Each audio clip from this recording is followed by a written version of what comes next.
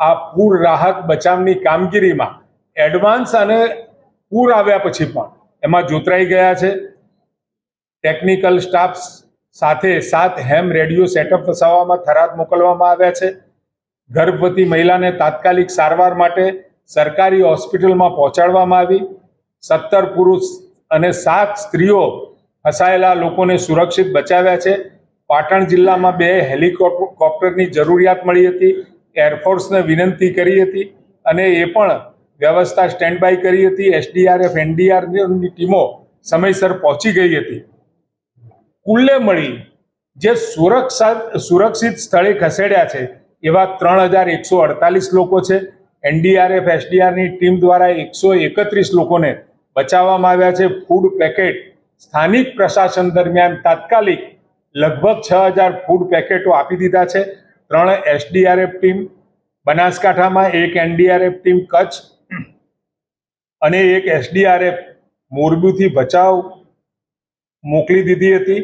1 એનડીઆરએફની ટીમ મહેસાણાથી પાટણ ખસેડાઈ હતી અને ભારે પૂરની પરિસ્થિતિના કારણે ખેડૂતોને પાકને જે નુકસાન થયું છે તેનું ખૂબ ઝડપથી સર્વે કરવામાં આવશે અને નિયત ધારાધોરણ મુજબ સહાય પણ ચૂકવવામાં આવશે.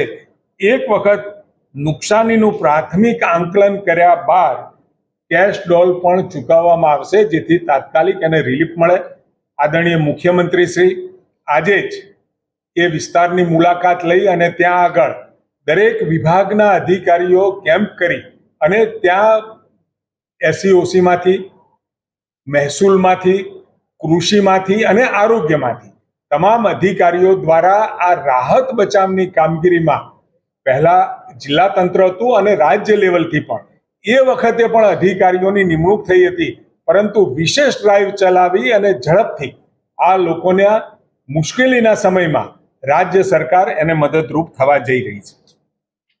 એની અંદર કોંગ્રેસના બનાસકાંઠાના ધારાસભ્ય ભાઈ શ્રી અમૃતજી ઠાકોરે જે રીતે વિધાનસભામાં જે નિયમો છે એની અવહેલના કરી અને ગૃહમાં જે દેખાવો કર્યા, બનાસકાંઠામાં જે આવેલ પૂર અને પૂરની પરિસ્થિતિનું સંદર્ભ અને કારણ ટાંકી જે રીતે વહેલમાં આવે, પરંતુ એમને ખબર નથી કે સરકારશ્રીના હવામાન વિભાગ તરફથી જ્યારે ધ્યાનમાં આવ્યું ત્યારથી જ સરકારે ભારે વરસાદની આગાહીઓના સંદર્ભમાં તૈયારીઓ શરૂ કરી દીધી હતી.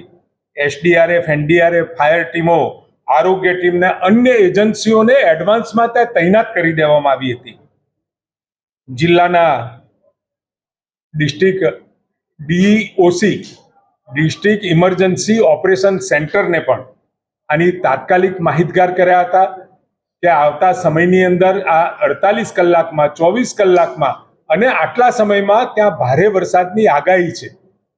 તો તાત્કાલિક એ બાબતે એમને ચેતવતું અને ચેતવી અને જે મેન મશીનરી, ઇન્સ્ટ્રુમેન્ટ મશીનરી જે સરકાર તરફથી વ્યવસ્થાઓ કરવામાં આવી છે એ તરત જ એ સ્થળોએ એને ડિપ્લોય કરવામાં આવે. એલર્ટ પણ જાહેર કર્યું હતું અને સચેત ખાસ એન્ડ્રોઈડ એપમાં લાલ, નારંગી, પીળા એલર્ટની પણ માહિતી એમને સતત અપાતી રહી. 3,82,43,167 SMS સમગ્ર ગુજરાત રાજ્યની અંદર જ્યાં આગળ વરસાદની આગાહીઓ વધારે હતી ત્યાં આગળ આપણે એસએમએસથી જાણ પણ કરી હતી અને માનનીય મુખ્યમંત્રી શ્રી ડિઝાસ્ટર મેનેજમેન્ટમાંથી એસસીઓસીથી ટેલિફોનિક સંવાદ દ્વારા વરસાદના ડેટા, બચાવની જરૂરિયાત, એસડીઆરએફ, એનડીઆરએફની તૈનાતી અને પૂર પરિસ્થિતિ અંગે સતત સંપર્કમાં હતા, સતત માહિતી પણ લેતા હતા અને માહિતી લીધા પછી એ અંગેની સૂચનાઓ પણ આપતા હતા. 6/9/2025ના રોજ રાજ્યના તમામ કલેક્ટરો, માન્ય મુખ્ય સચિવની અધ્યક્ષતામાં વિડીયો કોન્ફરન્સ પણ યોજાઈ હતી. સચિવ રેવન્યુ અને રાહત કમિશનર પણ એમાં હાજર હતા અને 7/9/2025ના રોજ મહેસૂલ સચિવે એસસીઓસીની મુલાકાત લીધી અને અસરગ્રસ્ત જિલ્લાઓના કલેક્ટરો સાથે ટેલિફોનિક સંવાદ કર્યો. ભારે વરસાદ, પૂરની પરિસ્થિતિ દરમિયાન આનું સતત આપણે મોનિટરિંગ સરકારથી કરતા રહ્યા છીએ. જીએડી દ્વારા તરત જ 5 ગેસ કેડરના અધિકારીઓની નિમણૂક કરી અને જે વરસાદગ્રસ્ત ને પૂરગ્રસ્ત વિસ્તાર હતો ત્યાં આગળ એમની નિમણૂકો પણ કરી દીધી છે. ભારતીય જનતા પાર્ટીના કાર્યકર્તાઓ પણ આ સંદર્ભે અને રાષ્ટ્રીય